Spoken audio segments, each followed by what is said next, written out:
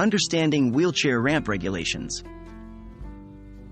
Hello everyone. Today, we're going to discuss an important topic, especially when it comes to accessibility: the minimum slope required for a proper wheelchair ramp. This is a key factor to consider when designing public spaces, homes, and even temporary setups. Making sure spaces are accessible for everyone is not just a good practice, it's also a legal requirement in many areas. What is a wheelchair ramp? A wheelchair ramp is an inclined plane installed in addition to or instead of stairs. It's a crucial tool that allows wheelchair users, as well as people pushing strollers or carts, to access different levels more easily. What is the minimum slope for a wheelchair ramp?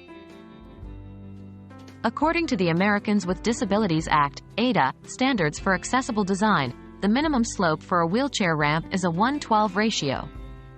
This means that for every inch of height, there should be 12 inches or 1 foot of ramp, making the incline gradual and manageable. Why is the 1:12 slope important? This ratio is considered a standard because it's typically the steepest incline that can be managed by an individual in a manual wheelchair without assistance. Any steeper, and it may pose a significant challenge, or even a safety risk, to the user. Thus, when constructing or installing a wheelchair ramp, it's crucial to adhere to the 1:12 slope ratio. Creating a world that is accessible to everyone involves thoughtful, inclusive design.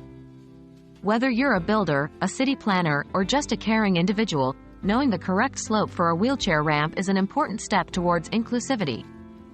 Always remember, the minimum slope for a proper wheelchair ramp is a 1:12 ratio. Designing with this standard in mind helps ensure accessibility for all, making our communities more inclusive and user-friendly. We hope this video has been informative and helpful. Thanks for watching, and keep designing with everyone in mind.